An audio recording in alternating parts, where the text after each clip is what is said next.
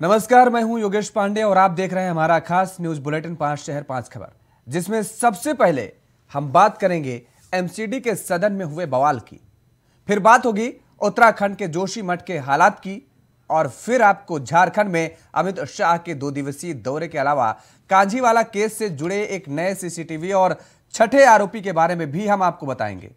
और इसके बाद आर्थिक राजधानी मुंबई से 5 लाख करोड़ का निवेश लेकर लौटे सीएम योगी की पूरी खबर से भी हम आपको वाकिफ कराएंगे। तो चलिए शुरू करते हैं बड़ी खबर के साथ। उधर दिल्ली में शुक्रवार को नवनिर्वाचित दिल्ली नगर निगम की पहली बैठक में उपराज्यपाल के वीके सक्सेना 10 एल्डरमैन की नियुक्ति को लेकर आम आदमी पार्टी और भारतीय जनता पार्टी के पार्षद आमने सामने नजर आए और आपस में भिड़ते नजर आए। बैठक की शुरुआत भाजपा पार्षद सत्य शर्मा को दिल्ली नगर निगम के महापौर और उप महापौर पद के चुनाव के लिए पीठासीन अधिकारी के रूप में शपथ दिलाने के साथ हुई। शर्मा के एल्डरमैन मनोज कुमार को शपथ लेने के लिए आमंत्रित करने पर आपके विधायक और पार्षद विरोध करने लगे। कई विधायक और पार्षद नारे लगाते हुए सदन में आसन के करीब पहुंच गए और इसके बाद भाजपा पार्षदों ने आपके राष्ट्रीय संयोजक अरविंद केजरीवाल के खिलाफ नारेबाजी शुरू कर दी। जवाब में आम आदमी पार्टी के सदस्यों ने प्रधानमंत्री नरेंद्र मोदी के खिलाफ नारे लगाए। दोनों ओर से एक दूसरे पर कुर्सियां फेंकी गई और हाथापाई का मंजर भी नजर आया।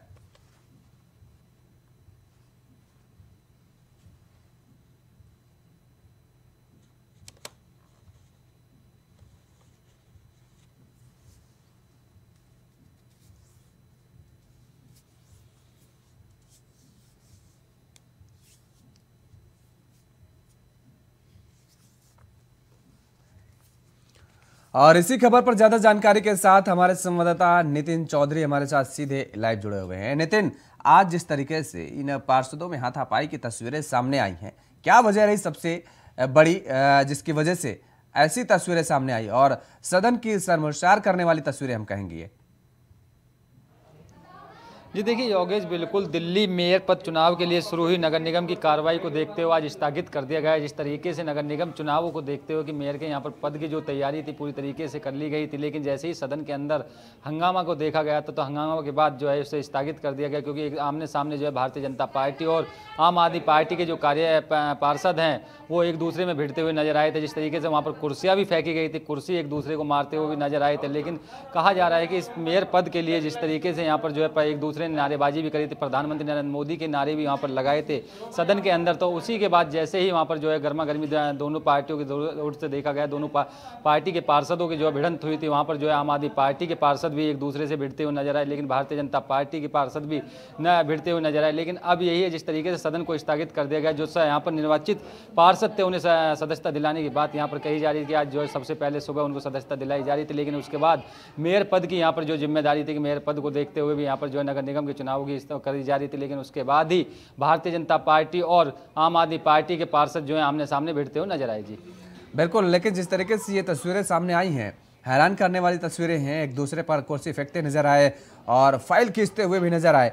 ऐसे में अब क्या इन लोगों पर कोई कार्रवाई की बात कही जा रही है क्या? क्योंकि ये अमर्यादित तस्वीरें हैं जो आई हैं सामने।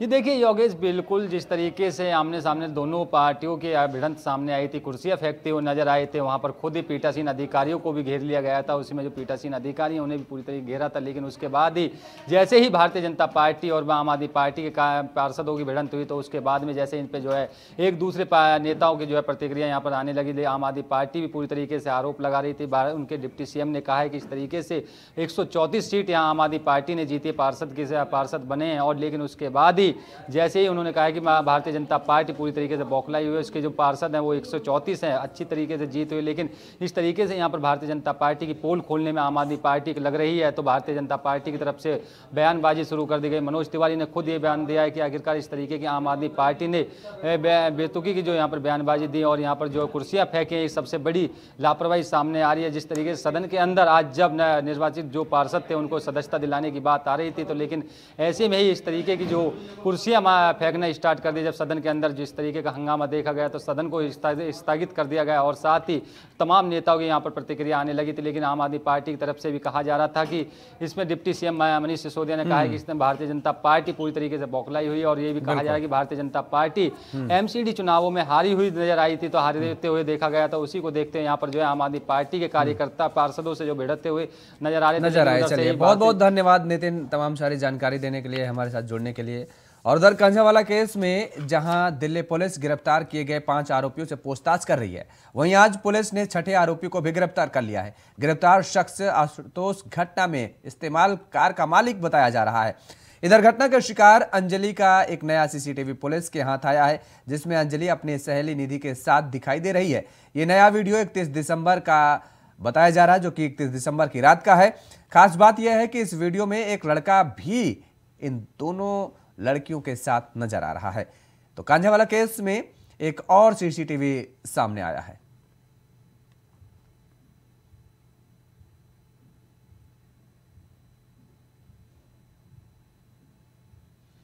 तो आरोपियों के रिमांड को लेकर के पूछताछ जारी है। कांझावाला केस में एक और नया खुलासा हुआ है। आपको बता दें कि ये नया सीसीटीवी फुटेज सामने आया है, जिसमें इन दोनों लड़कियों के साथ एक लड़का भी नजर आ रहा है।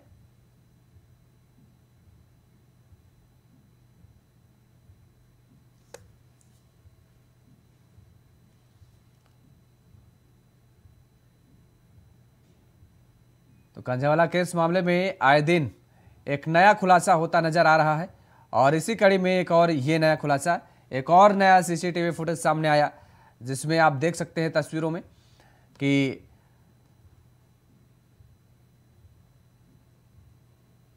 ये नया वीडियो है और इस वीडियो में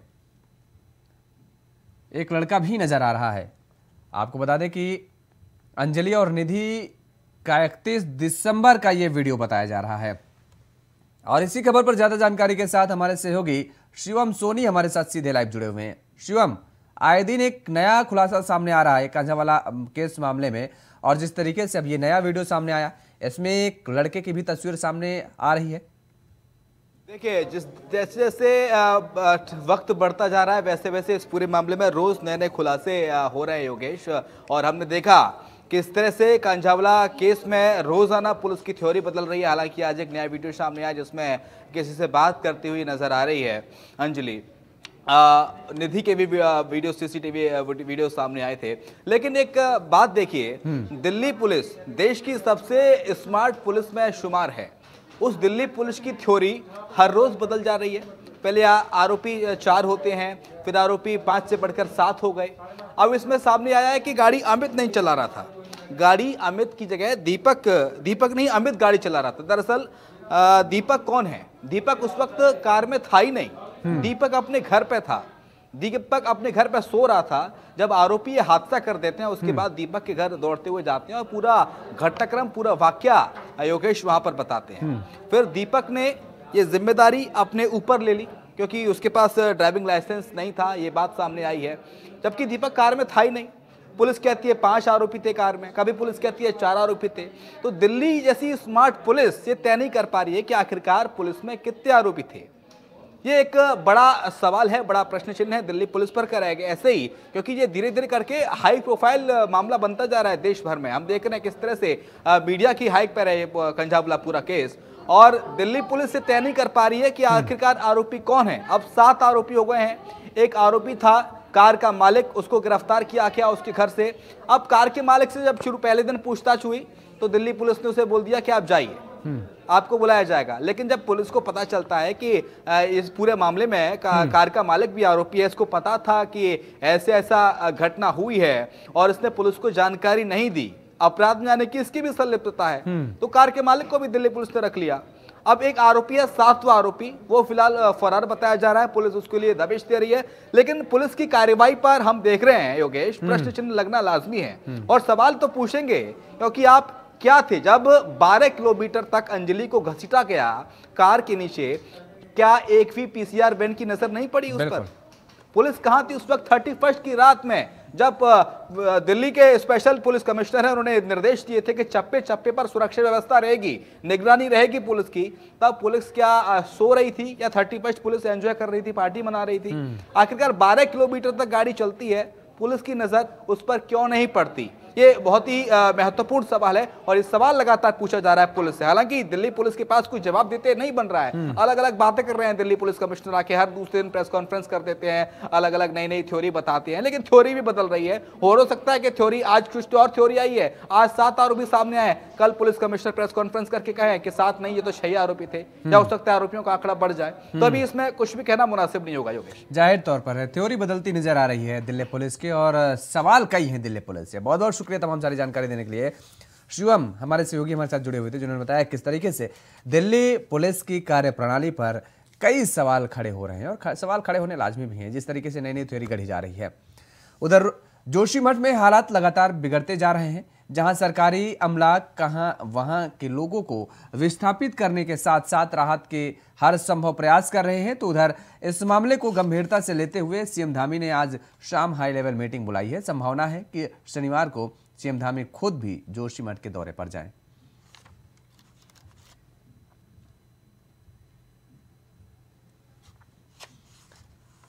और इसी खबर पर ज्यादा जानकारी के साथ हमारे संवाददाता अभय कैउतरा सीधे लाइव जुड़े हुए हैं। अभय, जोशीमठ के हालात बिगड़ते जा रहे हैं, आज मुख्यमंत्री पुष्कर सिंह धामी की तरफ से हाई लेवल मीटिंग बुलाई गई है, क्या कुछ और जानकारी है आपके पास?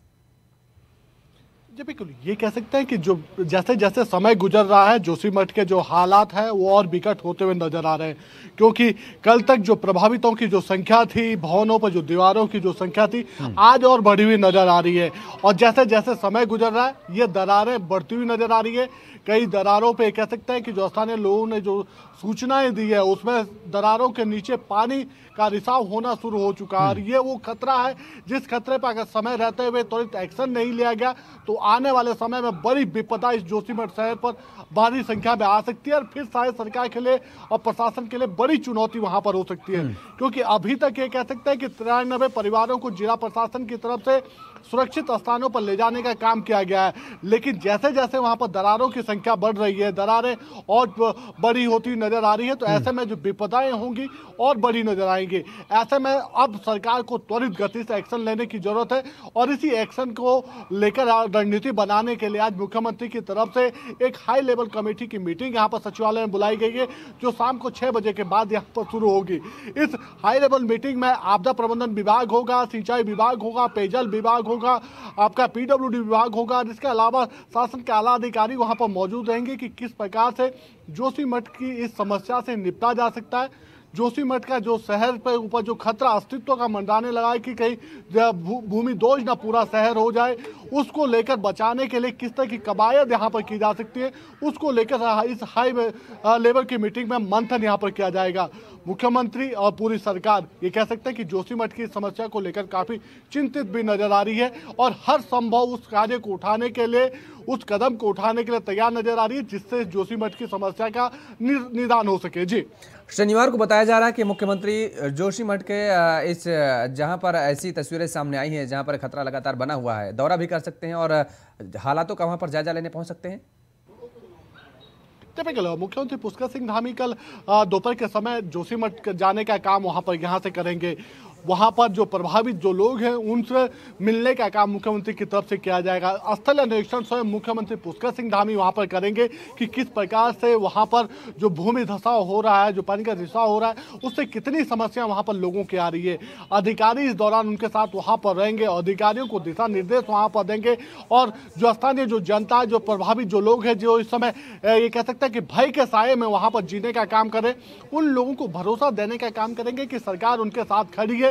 उनको बचाने के लिए, उनकी समस्या के निदान के लिए सरकार हर वो कदम वहां पर उठाएगी जो मुमकिन हो सकता है, और त्वरित समय में उसका ये कह सकते हैं कि प्रभावशाली राहत देने वाला कदम कहा जा सकता है। तो कल मुख्यमंत्री वहां पर जाएंगे। मुख्यमंत्री के इस दौरे से जोशीमठ की जनता को काफी उम्मीदें भी है, लेकिन सबसे बड़ा सवाल यही है कि अगर जिला प्रशासन समय रहते हुए पूर्व से ही सूचना को वहां गंभीरता से देने का काम करता, उस पर त्वरित गति से एक्शन लेने का काम करता, तो शायद आज ये समस्या का समाधान इस स्तर पर ना होता, इससे जनता को पहले से ही राहत मिलनी शुरू हो जाती और अब तक उस जोशीमठ शहर का ट्रीटमेंट शुरू हो जाता, लेकिन वो चीजें नहीं हो पाई। लेकिन अब ये कहा सकता है कि देर से ही सही, लेकिन सरकार और जिला प्रशासन दोनों ही जागते हुए नजर आ रहे हैं और त्वरित गति से काम करने की बात कर रहे हैं। जी बिल्कुल, चलिए बहुत बहुत शुक्रिया तमाम सारी जानकारी देने के लिए। अभय कैतुरा हमारे सहयोगी हमारे साथ जुड़े हुए थे, जिन्होंने बताया कि किस तरीके से मुख्यमंत्री इस मामले को लेकर के बेहद संवेदनशील नजर आ रहे हैं। उधर उत्तर प्रदेश के मुख्यमंत्री योगी आदित्यनाथ की मुंबई दौरे का मकसद पूरा हो चुका है। देश की आर्थिक राजधानी से 5 लाख करोड़ का निवेश लाने की बात हो रही है। वही विदेश दौरे पर गए सरकार के मंत्री 7 लाख करोड़ का निवेश लाने की बात कर रहे हैं, यानी 7 और 5 मतलब करीब 12 लाख करोड़ का निवेश लाने की बात सरकार के द्वारा कही गई है। और इसी खबर पर ज्यादा जानकारी के साथ हमारे संवाददाता प्रियम पाठक हमारे साथ सीधे लाइव जुड़े हुए हैं। प्रियम, ये कहा जा सकता है कि उत्तर प्रदेश सरकार की जो मंशा थी, जो लक्ष्य था, वो लक्ष्य पूरा हो चुका है और जिस तरीके से योगी सरकार ने अपने मंत्रियों के विदेश भेजा और वहां से जो उद्योगपति थे उनको उत्तर प्रदेश में लाने की कवायद शुरू की गई, वो भी सार्थक साबित हुई। और मुख्यमंत्री योगी आदित्यनाथ मुंबई गए, वहां पर भी उनकी जो कवायद थी वो भी सार्थक साबित होती नजर आई। बिल्कुल योगेश, देखिए उत्तर प्रदेश के अंदर इन्वेस्टर समिट का आयोजन किया जा रहा है और इस इन्वेस्टर समिट के लिए देश और विदेश दोनों ही के बड़े निवेशकों को उत्तर प्रदेश आने के लिए उत्तर प्रदेश सरकार की तरफ से निमंत्रित किया गया है, उनको आमंत्रित किया गया है। उनको यहाँ पर आने का खुद मंत्री, अधिकारी और खुद मुख्यमंत्री ने व्यक्तिगत रूप से जो है वो न्योता दिया है कि वो उत्तर प्रदेश आए और यहाँ पर आकर इन्वेस्टर समिट में शामिल होने पर और यहाँ पर आके इन्वेस्टमेंट करें। जो लक्ष्य रखा गया था इस इन्वेस्टर समिट को लेकर, सरकार ने वो लक्ष्य रखा था कि शुरू में 7 लाख करोड़ रुपए के करीब का जो इन्वेस्टमेंट है वो उत्तर प्रदेश में आएगा। लेकिन जब उत्तर प्रदेश सरकार के मंत्री विदेश गए और वहां से जिस तरीके से उनको फीडबैक मिले हैं उसके मुताबिक 7 लाख करोड़ का जो टारगेट था वो विदेश के निवेशकों के साथ में ही पूरा हुआ। अब ऐसे में इस टारगेट को उत्तर प्रदेश सरकार की तरफ से और भी बढ़ाया गया। खुद मुख्यमंत्री योगी आदित्यनाथ जो थे वो परसों महाराष्ट्र पहुंचे, कल उन्होंने महाराष्ट्र में रोड शो किया। बड़े बड़े जो देश के निवेशक हैं, यानी कि जो घरेलू निवेशक हैं, उनके साथ में उन्होंने बैठक करी। फिल्म जगत के जो अभिनेता हैं, निर्देशक हैं, प्रोड्यूसर हैं, उनके साथ में उन्होंने मुलाकात किया और उनको भी उत्तर प्रदेश आने के लिए जो है वो आमंत्रित किया कि वो उत्तर प्रदेश आएं और उत्तर प्रदेश आकर वो निवेश करें। चूंकि उत्तर प्रदेश में संभावनाओं का प्रदेश है उत्तर प्रदेश, और उसके अंदर जिस तरीके से एक बड़ा बाजार है, बड़ी जनसंख्या है उत्तर प्रदेश की, तो वो किस तरीके से उनके लिए फ्रेंडली होगी, किस तरीके से उनके लिए बेहतर होगी, उनके इन्वेस्टमेंट के लिए किस तरीके से बेहतर होगी और उससे उत्तर प्रदेश को भी किस तरीके से फायदा होगा। इन सभी चीजों को लेकर मुख्यमंत्री योगी आदित्यनाथ का महाराष्ट्र का दौरा ये कह सकते हैं साफ तौर पर सफल भी नजर आया है, क्योंकि 5 लाख करोड़ रुपए के करीब का निवेश जो है वो उत्तर प्रदेश में होने की बात जो है महाराष्ट्र दौरे के दौरान जो है वो कही गई है। तो माना जा रहा है कि सरकार की तरफ से जो प्रयास किए गए थे वो सफल होते हुए नजर आ रहे हैं और 10 से 12 फरवरी तक जो ग्लोबल इन्वेस्टर समिट का जो आयोजन होगा लखनऊ में, उसमें बड़े पैमाने पे जो है उत्तर प्रदेश के अंदर उसके जरिए निवेश आएगा। और जब बड़े पैमाने पर अगर उत्तर प्रदेश में निवेश होगा तो उसके जरिए उत्तर प्रदेश की जो आर्थिक स्थिति है वो काफ़ी मजबूत होगी, रोजगार के कई सारे अवसर जो है वो पैदा होंगे, उत्तर प्रदेश की जो इकोनॉमी है वो बेहतर होगी। और कहीं ना कहीं जिस तरीके से भारत अभी दुनिया की 5वीं सबसे बड़ी अर्थव्यवस्था है, तो उसको अगर और अपना नंबर ऊपर बढ़ाना है, दूसरे तीसरे पायदान पर आना है, तो उसमें यूपी की भूमिका अहम होगी। उत्तर प्रदेश के बिना ये संभव नहीं हो सकता है। इस बात को प्रदेश सरकार भी बहुत अच्छे तरीके से जानती है और उसको लेकर लगातार प्रयासरत है। इसीलिए अगर आप देखें तो जब मुख्यमंत्री का पहला कार्यकाल था तो उस दौर से ही जो है वो ग्लोबल इन्वेस्टर समिट के आयोजन किए जाते रहे।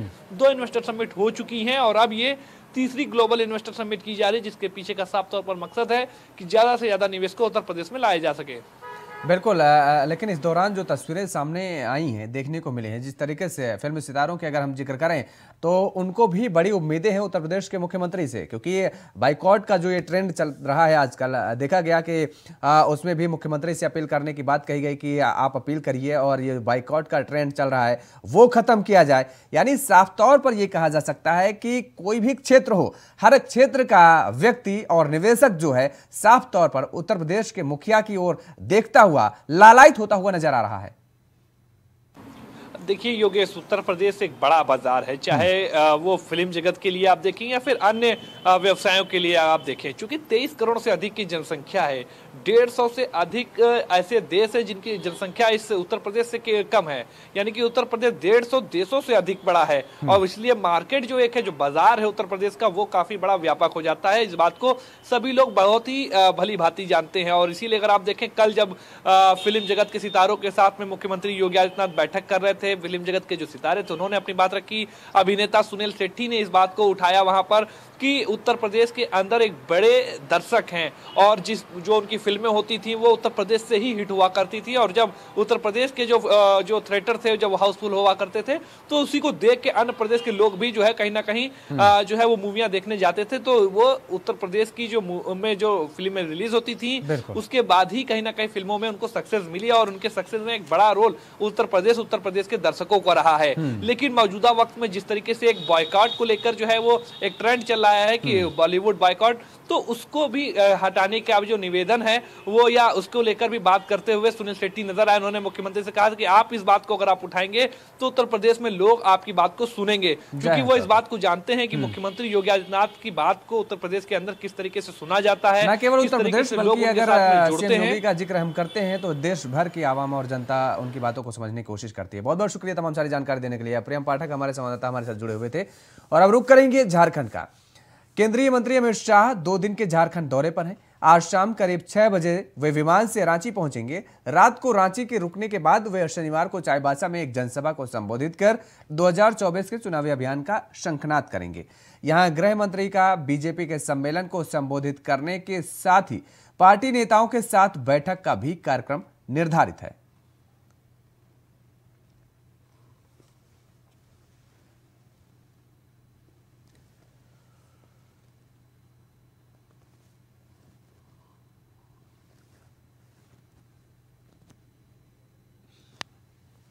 तो 2 दिवसीय झारखंड दौरे पर अमित शाह पहुंच रहे हैं और ये दौरा बेहद अहम माना जा रहा है भारतीय जनता पार्टी के लिए। एसपीजी की टीम ने भी रांची में अपना डेरा डाल लिया है। सुरक्षा व्यवस्था के पुख्ता इंतजाम किए गए हैं और रांची के एक होटल में अमित शाह आज रुकेंगे।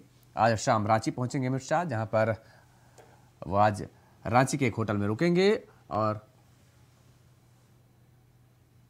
और इसी खबर पर ज्यादा जानकारी के साथ हमारे संवाददाता वीरेंद्र मंडल हमारे साथ फोन लाइन पर बने हुए हैं। वीरेंद्र, अमित शाह का चाईबासा दौरा, ये माना जाए कि भारतीय जनता पार्टी 2024 का शंखनाद करने जा रही है? निश्चित तौर पर प्रयास वही है भारतीय जनता पार्टी का, क्योंकि झारखंड में भारतीय जनता पार्टी विधानसभा के इलेक्शनों में बहुत बढ़िया प्रदर्शन नहीं कर पाई थी, जिसे लेकर इस तरह का आयोजन किया गया है। हाँ। मुख्यतः ये जो कार्यक्रम है 11 राज्यों की यात्रा करेंगे गृह मंत्री। इसी के तहत ये झारखंड में आ रहे हैं। आज ये झारखंड पहुंच चुके। कल 12 बजे चाईबासा के टाटा कॉलेज में इनकी रैली आयोजित है और बहुत बड़ा बीजेपी का बहुत बड़ा धाड़ा इनके साथ जोड़ने के लिए तैयार है, जिसमें कई पूर्व विधायक हैं, कई बड़े चेहरे हैं जो कोल्हान के साथ साथ आधा झारखंड जो क्षेत्र है वो कल मौजूद रहेगा चाईबासा के टाटा कॉलेज मैदान में। बिल्कुल, लेकिन विपक्ष का अगर हम जिक्र करें तो लगातार, यानी हम चाहे कांग्रेस का जिक्र करें या फिर जेएमएम का जिक्र करें, वो लगातार इस बात को कहते नजर आ रहे हैं कि दरअसल चाईबासा का आपने भी जिक्र किया, जहां पर भारतीय जनता पार्टी ने बेहतर प्रदर्शन नहीं किया था। लगभग अगर हम कहें कि तो क्लीन स्वीप हुई थी भारतीय जनता पार्टी, और अब भी यही दावा किया जा रहा है कि भारतीय जनता पार्टी कितने भी प्रयास कर ले उनका कुछ होने वाला नहीं है, जनता उनके बहकावे में जाने वाली नहीं है। ये कांग्रेस और जेएमएम का लगातार दावा किया जा रहा है उनकी तरफ से। जी योगेश, एक्चुअली ऐसा है कि जो लोकसभा है ये चाईबासा लोकसभा का नाम है सिंहभूम लोकसभा, और ये लोकसभा पूर्व में भारतीय जनता पार्टी के प्रदेश अध्यक्ष स्वर्गीय लक्ष्मण गिलुआ जो थे उनके प्रतिनिधित्व था, वो यहाँ के सांसद थे। और जब बीजेपी अपने 12 सीटों पर या यूं कहे कि 13 सीटों पर अपना कब्जा जमा रही थी, जो एक अपने घटक दल को भी गिरिडीह से भी वो जीते थे, वहां प्रदेश अध्यक्ष की सीट से कांग्रेस की सांसद यहां से जीत दर्ज करके अपना प्रयास सफल करके दिखाई थी, जिसके चलते भाजपा को बहुत नुकसान हुआ था, क्योंकि प्रदेश अध्यक्ष का हारना बहुत बड़ी कवायद मानी जा रही थी। और अभी भी लगातार कांग्रेस हमलावर है। जो कांग्रेस के कल ही एक बयान आया था, कांग्रेस के सचिव जो प्रदेश सचिव है उन्होंने कहा था कि अमित शाह का आना यहाँ पर खरीद फरोख्त की राजनीति को जन्म देने का प्रयास है। इसलिए अमित शाह का प्रवास चाईबासा जैसे सुदूर जिले में हो रहा है। चाईबासा कई चीजों को लेकर चर्चा में रहता है, जिसमें सबसे ज्यादा नक्सल है। नक्सल को लेकर चाईबासा सबसे ज्यादा चर्चा में रहा है। कई कार्यक्रम किए गए जहां राज्य ने वाकई में पुलिस ने बहुत अच्छा अभियान किया। कई खबरें भी हम लोगों ने दिखाई है। लेकिन ये जो रैली है ये पूरी तरह से राजनीतिक रंग में रंग गई है। चाईबासा को पूरी तरह से गेरुए रंग में रंग दिया गया है। भाजपा का प्रयास है कि सबसे बेहतरीन रैली 11 राज्यों का जो इनका प्रवास है, जो गृह मंत्री का प्रवास है, जो यात्रा है, उसमें सबसे बेहतरीन चाईबासा का यात्रा हो, जिसके लिए एड़ी चोटी लगा दी गई है। और अब ये कल ही पता चलेगा कि इसमें सफलता भारतीय जनता पार्टी को मिलती है कि नहीं मिलती है। चलिए, बहुत बहुत शुक्रिया तमाम सारी जानकारी देने के लिए। वीरेंद्र मंडल हमारे साथ जुड़े थे, हमारे सहयोगी, जिन्होंने बताया किस तरीके से अमित शाह के दौरे को लेकर के भारतीय जनता पार्टी ने पूरी तरीके से शहर भर को अपने झंडे और बैनर से पाट दिया है। 5 शहर 5 खबर में फिलहाल इतना ही। खबरों के लिए आप बने रहिए इंडिया वॉइस के साथ। नमस्कार।